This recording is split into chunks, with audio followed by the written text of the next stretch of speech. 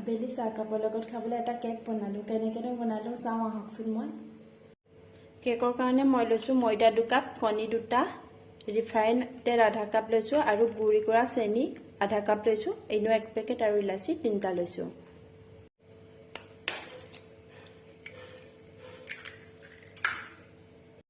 ডিম 2টা ভাঙি লোৱাৰ পিছত এতিয়া মই গুড়ি কৰা চেনিখিনি ইয়াত দি দিম।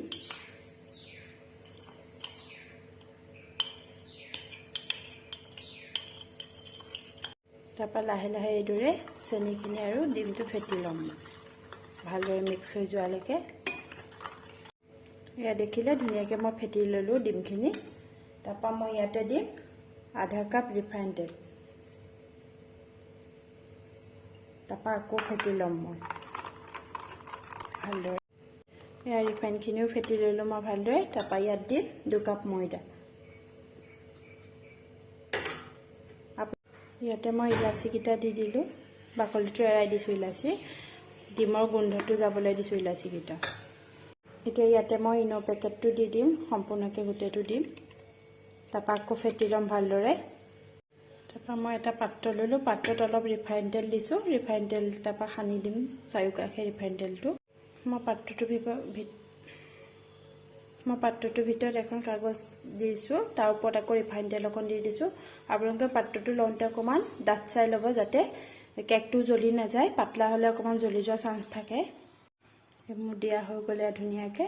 তাৰপিছত মই এতিয়া এটা কেৰাহী পাতিম গেছত। মই গেছটো অন কৰি ইয়াত কেৰাহীটো গৰম হোৱাৰ পিছত অলপ নিমখ দি দিছোঁ। আমি যি নিমখ খাওঁ সেয়া নিমখে দি দিছোঁ। পিছত নিমখটো আপোনালোকে ব্যৱহাৰ কৰিম বুলিলে কৰিব পাৰে। এতিয়া এডাল ষ্টেণ্ড লাগিব, এনেকুৱা এইদৰে দি ল'লোঁ ষ্টেণ্ডডাল। নিমখটো অলপ গৰম হৈছে যিহেতু। তাৰপৰা মই বনাই থোৱা কেকৰ পেষ্টটো এইদৰে মই দি লওঁ। এইদৰে মই থৈ দিছোঁ প্ৰায় 45 মিনিট সময়। গেছটো হাই ভলিউমত দি নথ'ব, অলপ কমাই থ'ব গেছৰ ভলিউমটো। 50 মিনিটৰ পিছত এতিয়া মোৰ কেকটো ধুনীয়াকৈ হৈ গৈছে। এয়া চুৰিখনত লাগি থকা নাই যিহেতু, যদি লাগি থাকে আপোনালোকে অলপ টাইম দি থ'ব আৰু আকৌ চিমত গেছটো দি। এতিয়া মই গেছটো অফ কৰি দিওঁ। আপোনালোকে এনেকৈ বনাই চাবচোন, ভাল লাগিব খাই। যিসকলে বনোৱা নাই, বনোৱাসকলক কোৱা নাই বাৰু মই কেকখিনি কাটি ল'লোঁ ধুনীয়াকৈ। এয়া কোমল হৈছে। আনফালে এয়া গাখীৰ চাহ ৰেডি। এতিয়া খাম আৰু আমি। আজিলৈ আহিছোঁ, বাই। আকৌ লগ পাম নতুন এটা ভিডিঅ'ত আপোনালোকক।